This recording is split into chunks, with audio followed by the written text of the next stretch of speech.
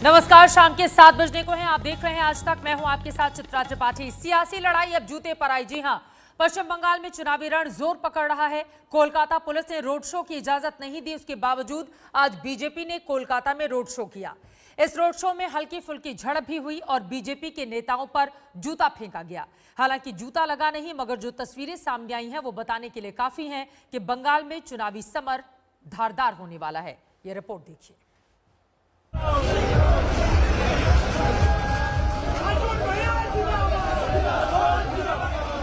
कोलकाता की गलियों में बीजेपी के नारों की गूंज है। गलियों में निकल रहा है बीजेपी का चुनावी रथ।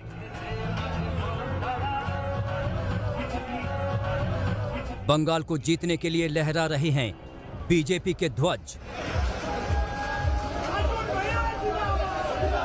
लोगों का जन सैलाब उमड़ा है। छतों से फूल बरसाए जा रहे हैं। कैलाश विजयवर्गीय, मुकुल रॉय और अर्जुन सिंह लोगों का अभिवादन कर रहे हैं। बीजेपी ने आज कालीघाट एन मार्ग से बीजेपी के दफ्तर तक का रोड शो करने का ऐलान किया था।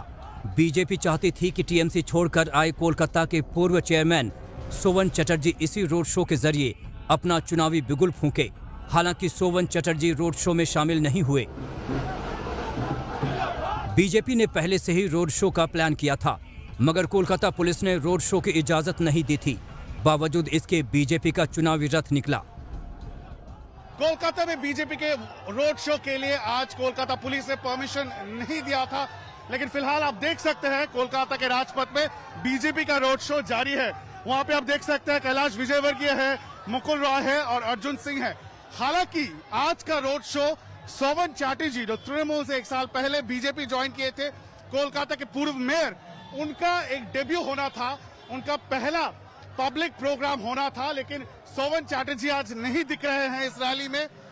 लेकिन बीजेपी के जो बाकी नेता हैं, जैसे कैलाश विजयवर्गीय है, अर्जुन सिंह है और उसके साथ साथ मुकुल रॉय है, वो सब इस रैली में दिख रहे हैं। और ये रैली पहले पुलिस ने परमिशन नहीं दिया था। बीजेपी ने कहा था कि पुलिस का परमिशन मिले ना मिले वो ये रैली जरूर करेंगे, और वही यहाँ पे दिख रहा है। काफी बड़ी तादाद में, बड़ी संख्या में पुलिस फोर्स भी दिया गया है। लेकिन बंगाल में कोई चुनावी सभा, रैली या रोड शो हो और हंगामा ना हो, ऐसा कैसे हो सकता है? सो यहाँ भी हुआ। देखिए, जिस ट्रक पर बीजेपी के बड़े नेता सवार थे, उसी ओर ये जूता लहराता हुआ आया। ये कहा जा रहा है तृणमूल की ओर से कि जूता बीजेपी के रैली से फेंका गया, तो कैमरा में किसी न किसी के कैमरा में आया होगा। वापस कर दिया गया। वो तो किसी न किसी के कैमरा में आया होगा। कैमरा से देखिएगा, वीडियो फुटेज तो आ ही जाएगा 2-4-10 मिनट के अंदर में। वो तो सीधा सीधी बदमाशी करने के लिए काम किया गया है। तृणमूल कांग्रेस प्रोवोक करना चाह रही है, प्रोवोक करना चाह रही है और पूरे माहौल को बिगाड़ना चाहती है। जो बंगाल में लॉ एंड ऑर्डर नहीं है। बीजेपी का काफिला आगे बढ़ा तो रास्ते में टीएमसी कार्यकर्ताओं से सामना हो गया। यहाँ पर प्रजातंत्र नहीं है, हिंसा की राजनीति है। कुल मिलाकर विरोधियों को कुचलने की कोशिश की जा रही है, प्रशासन के द्वारा भी और टीएमसी के गुंडों के द्वारा भी। पर हमारे कार्यकर्ता डरने वाले नहीं हैं, वो निडर होकर काम करेंगे और इस सरकार को उखाड़ के फेंकेंगे। जूता भी फीका है। उनके जो संस्कार है वही करेंगे। यहाँ एक दूसरे के झंडे फेंके गए। भारी पुलिस बल मौजूद रही, लिहाजा यहाँ बड़ा हंगामा होते होते संभल गया। बीजेपी ने रोड शो के जरिए ये बताने की कोशिश की है कि बंगाल के चुनावी समर में वो ममता दीदी को परास्त करने के सारे जतन करेगी। यही वजह है कि बीजेपी के आला नेता भी बंगाल पर नजर जमाए हुए हैं। देखना ये होगा कि बीजेपी की आक्रामक चुनावी रणनीति का ममता दीदी जवाब कैसे देती हैं। मनोज्ञ लोईवाल के साथ इंद्रजीत कुंडू, कोलकाता आज तक। तो देखा आपने किस तरह से जूता फेंकने के बाद बीजेपी आक्रामक हो गई है और सीधा सीधा आरोप टीएमसी के कार्यकर्ताओं पर कि दरअसल उन लोगों की ओर से ही इस तरह की हरकतों को अंजाम दिया जा रहा है। फिलहाल बीजेपी के ग्रैंड शो की ये तस्वीरें आपके सामने हैं। पश्चिम बंगाल में अभी विधानसभा चुनावों में 4 महीने से ज्यादा का वक्त है, लेकिन बीजेपी धुआंधार वहां पर अलग अलग हिस्सों में प्रचार करके, एक तरफ हम सब ने देखा था कैसे अमित शाह का रोड हुआ था, उसके पहले जेपी नड्डा वहां पर पहुंचे हुए थे और अब कैलाश विजयवर्गीय जो कि पश्चिम बंगाल के बीजेपी के प्रभारी हैं, उनकी ओर से ये रोड शो किया गया और इसमें जब जूता फेंकने का मामला सामने आया तो सीधे सीधे टीएमसी के कार्यकर्ताओं पर आरोप लगा दिया गया कि दरअसल ये उनकी बौखलाहट को दर्शाता है। लेकिन मई के पहले विधानसभा चुनावों में क्या भारतीय जनता पार्टी जो दावा कर रही है उसमें कामयाब होगी, ये देखना रहेगा काफी ज्यादा महत्वपूर्ण। लेकिन अपनी ताकत दिखाने की कोशिश बीजेपी की ओर से शक्ति प्रदर्शन की कोशिश इस रोड शो के जरिए आज की गई है। अब देखिए किस तरह से रथ पर कैलाश विजयवर्गीय के साथ ही बंगाल बीजेपी के तमाम बड़े नेताओं की मौजूदगी है और भीड़ के जरिए यह बताने की कोशिश कि बीजेपी कितनी ज्यादा ताकतवर है बंगाल में।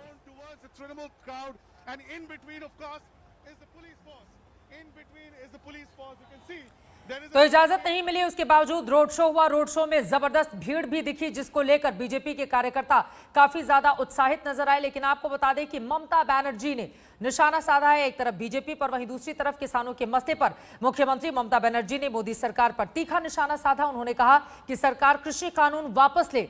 ममता ने कहा कि वो विधानसभा सत्र में इस कानून के खिलाफ प्रस्ताव पास करेंगी। I am totally in favour of farmers. हम तो पूरी फार्मर का साथ में है। फार्मर ने जो बात उठाया उसका साथ हम पूरा सहमत हूँ।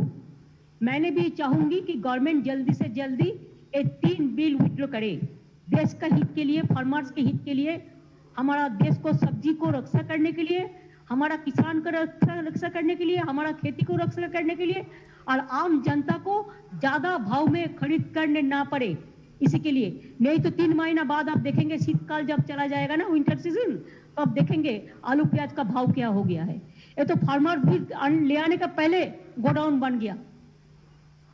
After the death we said sometime we use the proverb, after the death comes the doctor. कुछ नहीं होता है, ये तो पहले ही गोडाउन बन गया, उसके बाद बिल ले आया।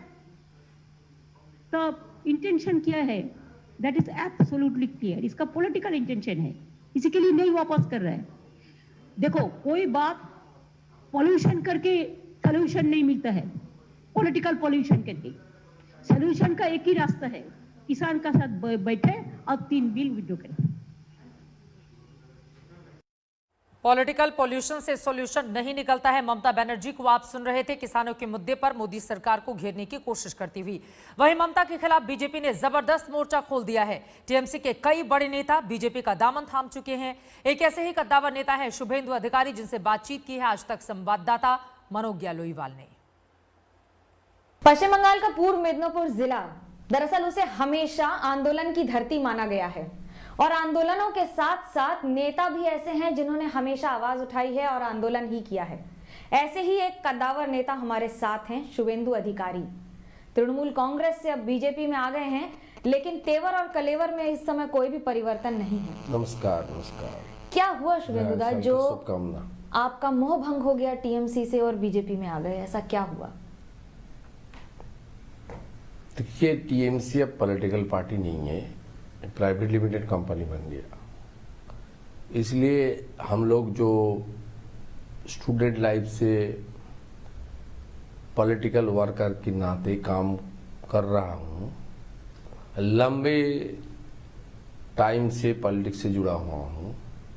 हमारा इस पार्टी जब कंपनी में कन्वर्ट हो गया, इसलिए ये पार्टी में छोड़ दिया एक पॉलिटिकल वर्कर के नाते।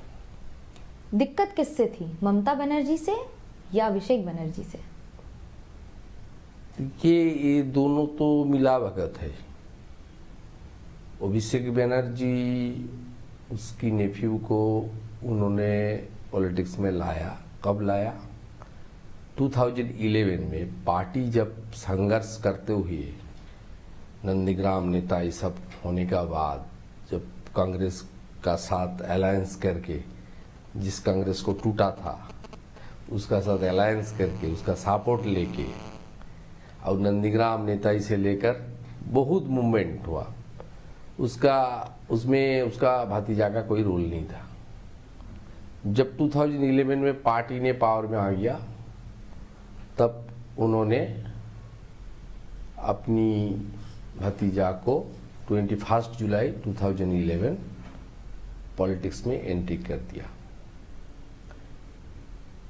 एंट्री करने के बाद संरक्षण आज जो हो रहा है पार्टी का अंदर, मैं नहीं, हजारों संख्या में कार्यकर्ता पार्टी छोड़ रहा है। ये क्यों हो रहा है? ये हो रहा है पार्टी अपनी जो लाइन था, माँ माटी मानुष का नारा था, उसके खिलाफ काम कर रहा है। भतीजाबाद चल रहा है। एक एजेंसी को लाकर पार्टी का दिग्गज नेता, एक्सपीरियंस लीडर, कई सालों से, कई डिकेड से जो जमीन से जुड़ा हुआ लीडर है, विधायक है, सांसद है, पार्षद है, पंचायत है, पार्टी का रैंक एंड फाइल है, student politics, youth politics, trade union politics, किसान मोर्चा, सब महिला मोर्चा, सब करके आज पार्टी का दिग्गज लीडर बन गया। उसके ऊपर भी हस्तक्षेप कर रहा है, सबको कर्मचारी, एम्प्लॉय बना दिया। इसलिए जिसका अंदर थोड़ा सा सेल्फ रिस्पेक्ट है, ये टीएमसी नहीं करेगा। ऐसा क्या परिवर्तन आ गया है तृणमूल कांग्रेस में जो आपने छोड़ दिया? क्योंकि आप पर आरोप लगे हैं, मुख्यमंत्री ममता बनर्जी ने कहा है कि आपने 10 वर्ष, 9 से ज्यादा वर्ष सत्ता का भोग किया तृणमूल कांग्रेस के साथ, और जब चुनाव आया तो पाला बदल लिया। नहीं, ये तो सही टाइम है ना। टीएमसी 11 साल 2011 में पार्टी में पावर में आया। पहले उन्होंने मुझे हिट किया, भतीजा को जुबा तृणमूल। आपको देखिए, सोच लीजिए, आप पूरा वर्ल्ड में, पूरा देश में इतना multiple number of political parties है, एक ही पार्टी के अंदर 2 जुबा संगठन किस पार्टी का है?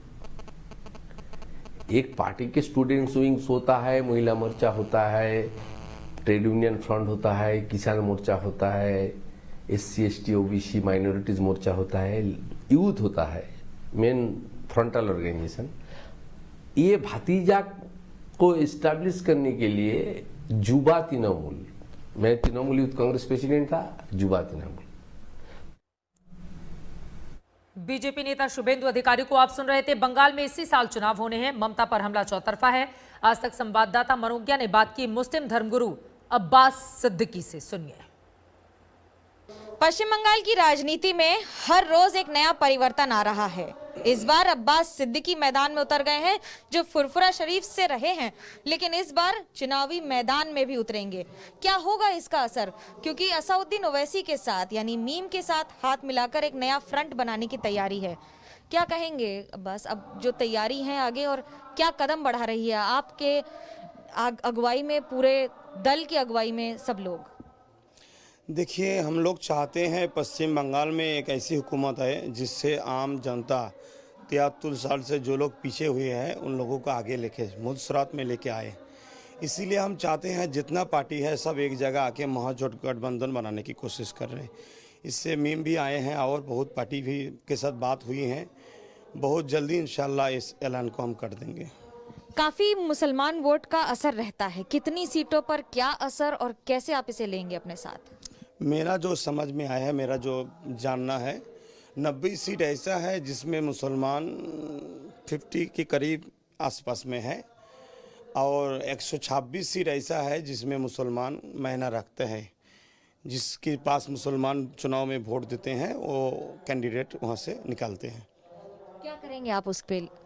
देखिए, हम तो चाहते हैं राजनीति देश और देशवासी की सेवा करने के लिए राजनीति होते हैं। इसीलिए मुस्लिम, दलित, आदिवासी, हिंदू, हर मजहब, हर धर्म का लड़का लोग को सबको साथ में लेके हम चलना चाहते हैं। जहां मुसलमान ज़्यादा है मुसलमान को खड़े करेंगे, जहां दलित ज़्यादा है दलित को खड़े करेंगे, जहां आदिवासी ज़्यादा है उसको आदिवासी में खड़े करेंगे। इसी हिसाब से हम लोग बाकी जगह जहां दलित खड़े होंगे हम मुस्लिम आदिवासी उसको सपोर्ट करेंगे, जहां आदिवासी खड़े होंगे दलित मुसलमान उसको सपोर्ट करेंगे, जहां मुसलमान खड़े होंगे दलित आदिवासी उसको सपोर्ट करेंगे।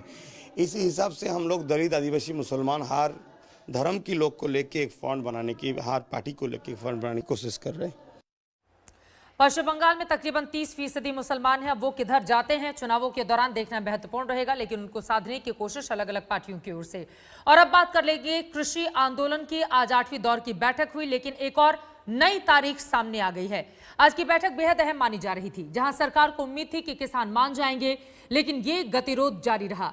आज की बैठक में किसान और सरकार के बीच बातचीत में क्या हुआ उसे समझाते हैं आपको। आप देख पा रहे हैं सरकार की ओर से कृषि कानून के तमाम फायदे गिनाए गए हैं, लेकिन किसानों ने साफ कर दिया है कि कानून वापसी इससे कम कुछ भी हमें मंजूर नहीं है। सरकार की ओर से बार बार मंत्री उसे समझाने की कोशिश करते रहे। यह भी कहा गया कि संयुक्त कमेटी बनाने के लिए हम तैयार हैं, इसको लेकर प्रस्ताव लाया जाएगा, जबकि किसानों की ओर से इसका विरोध किया गया है। किसान बोल रहे हैं एमएसपी गारंटी पर लिखित कानून हमें दिया जाए। सरकार का यह कहना है कि एमएसपी पर मांग मानने को हम तैयार हैं, लेकिन कानूनी अमली जामा पहनाने के लिए सरकार अभी तक तैयार नहीं है। तो ये गतिरोध यानी कि शुरू से अब तक लगातार जो दो बड़े मुद्दे थे उस पर गतिरोध पहले जैसा ही कायम है। एक और तारीख आ गई है, इस पर अब आगे बात कैसे बनेगी ये अपने आप में बड़ा सवाल है। आपको बताते चले, किसान संगठनों की ओर से केंद्र सरकार के बीच आज 8वें राउंड की बैठक करीब 4 घंटे तक चली है। बातचीत की टेबल पर केंद्र सरकार ने अपने पत्ते खोले तो किसानों ने अपना वर्जन रखा। 4 घंटे की लंबी चौड़ी मीटिंग के दौरान दोनों पक्षों में कुछ मुद्दों पर सहमति बनी तो कुछ पॉइंट्स पर किसान अपनी मांग पर अड़े रहे। आखिर पेच कहां फंसा है? बात नई तारीख तक पहुंच गई है। 8वें राउंड की मीटिंग की इनसाइड स्टोरी देखकर आप 8 जनवरी को होने वाली 9वें राउंड की बैठक का अंदाजा लगा लेंगे। लेकिन ये देखिए, हम आपको टीवी स्क्रीन पर दिखा रहे हैं किस तरह से 7वां दौर, 8वां दौर, अब 9वें दौर में क्या बात बन जाएगी, ये अपने आप में बड़ा सवाल है। ये रिपोर्ट देखिए।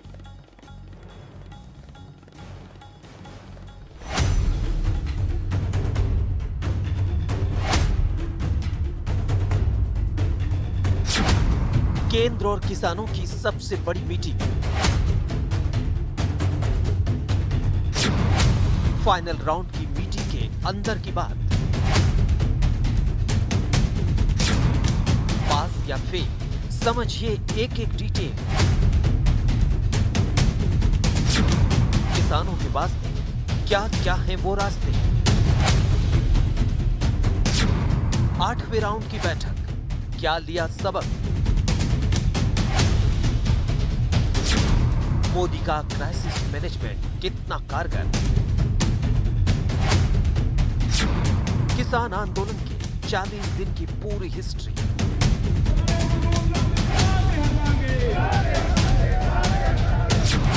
40वां दिन, क्या निकला समाधान?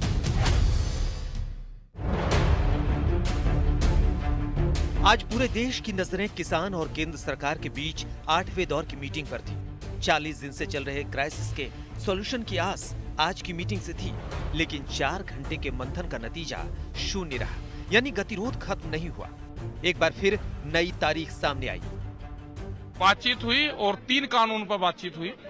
हाँ, और उसके बाद में नहीं कोई सहमति बन पाई और किसानों ने स्पष्ट कहा और एक सुर में कहा कि कानून वापसी से पहले कोई समझौता नहीं है। ठीक है, ठीक है। सरकार का क्या रुख है? पिछली बार जो मीटिंग हुई थी उसमें आप लोगों ने साफ कह दिया था कि 3 काले कानून जो आप लोग कहते हैं उनको वापस लेने पे बातचीत होगी और एमएसपी पे बात। इन दोनों मुद्दों पे क्या बात हुई? एमएसपी पे आज नहीं चर्चा करी, उसी दिन एमएसपी पे भी चर्चा होगी। आज पूर्ण रूप से इसी पे ही हुई। अब बातचीत की नई तारीख आ गई, लेकिन 8 जनवरी को एक बार फिर किसान और केंद्र सरकार टेबल पर बैठकर बात करेंगे। 8 जनवरी को 9वें राउंड की बैठक, 8 जनवरी को 2 बजे शुरू होगी मीटिंग। 8वें राउंड की मीटिंग में सहमति नहीं बनी। किसान संगठनों का दृष्टिकोण एकदम स्पष्ट था, किसान अपनी डिमांड पर अड़े रहे, यानी किसान पीछे हटने को तैयार नहीं है। It is united decision, nobody can change it. We do not want to any other discussion except repealing of the act. हमने बताया कि पहले कानूनों को रिपील करें, एमएसपी पर कानून बनाने की बात बाद में करेंगे। तो जो 8 तारीख का समय है वो सरकार ने मांगा हमसे। किसानों के मुताबिक टेबल पर सरकार की तरफ से नए कानून पर कई सुझाव दिए गए। कई बार बात टूटी, कई बार बात शुरू हुई, लेकिन फिर सरकार की तरफ से ऑफर दिया गया कि कानून को छोड़कर एमएसपी पर बात करें, लेकिन किसानों ने सरकार का ऑफर ठुकरा दिया। हमारा डिमांड जो वो था रिपील वाला, हम उस पर अड़े रहे और वो बोलने लगे कि रिपील से बिना और कल बातचीत कर लीजिए। और बातचीत कैसा एमएसपी पर था, एमएसपी पर लंबी चौड़ी बातचीत था। वो बोलते कि रिपील का ही आपका डिमांड है, तो हमारे सारे कंट्री को विजन में रखते हुए, कंट्री को सारे देश के इंटरेस्ट रखते हुए इसको रिपील करना पड़ेगा। तो हम इसको दोबारा थोड़ा सोच लें। सरकार बार बार करती रही कि ये अभी जो है इस पे आप कानून बनाया है, सरकार का कानून है, सरकार बहुत कुछ देखती है, तो देख ले, हमको नहीं चाहिए ये कानून। बस हमारा ये था कि वापस लो। 3 नए कानून पर पेज फिर फंस गया। आपको याद होगा कि बैठक से पहले केंद्रीय कृषि मंत्री नरेंद्र सिंह तोमर ने समाधान की उम्मीद जाहिर की थी, लेकिन आज भी कोई निष्कर्ष नहीं निकला। सामने आई तो एक नई तारीख। देखिए, अगर सरकार पर भरोसा नहीं होता तो 8 तारीख की बैठक क्यों तय होती? सरकार और यूनियन दोनों की रजामंदी के कारण ही 8 तारीख की बैठक तय हुई है। इसका मतलब किसानों का भरोसा सरकार पर है और सरकार के मन में किसानों के प्रति सम्मान और संवेदना है।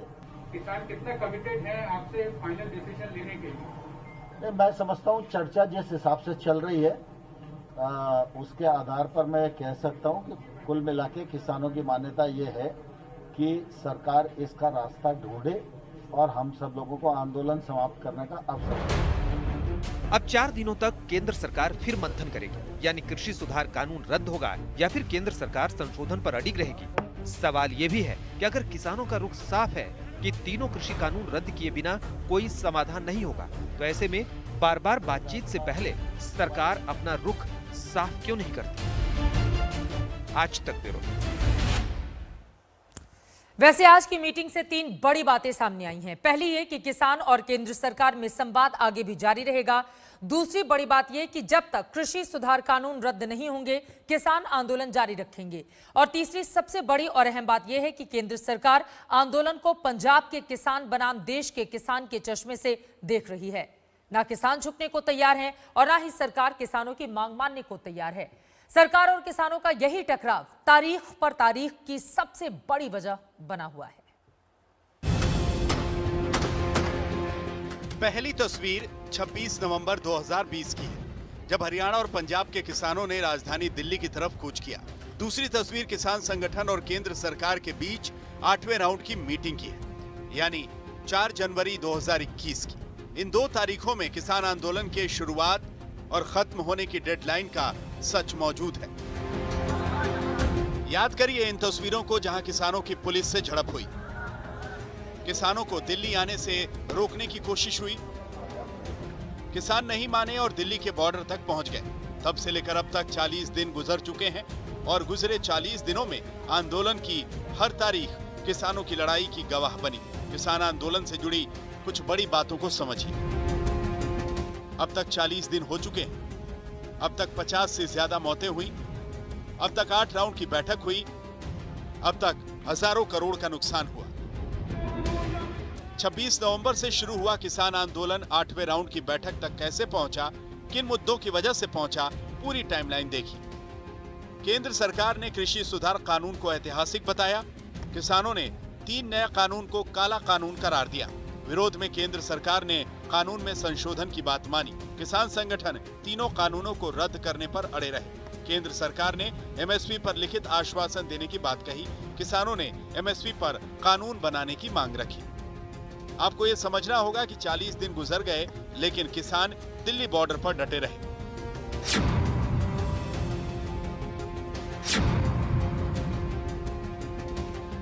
किसानों ने ये जंग सिर्फ सड़क पर जारी नहीं रखी। किसान अपनी लड़ाई देश की सबसे बड़ी अदालत की चौखट तक लेकर पहुंचे थे। अभी केस पेंडिंग है। वहीं किसानों को मनाने की कमान खुद मोदी ने संभाली है। कई मौकों पर किसानों से आंदोलन खत्म करने की अपील की।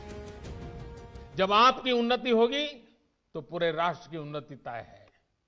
सिर्फ आत्मनिर्भर किसान ही आत्मनिर्भर भारत की नींव डाल सकता है। मेरे देश के किसानों से आग्रह है, किसी के बहकावे में न आए, किसी के झूठ को न स्वीकारे, तर्क और तथ्य के आधार बनाकर ही सोचे विचारे। 8वें राउंड की मीटिंग से पहले फाइनल समाधान कब निकलेगा, इस पर लगातार रहेगी आज तक की नजर। एक छोटे से ब्रेक के लिए हम रुकेंगे, लेकिन मुरादनगर के मुजरिम जरूर देखिएगा। ब्रेक के बाद देखते रहिए आज तक।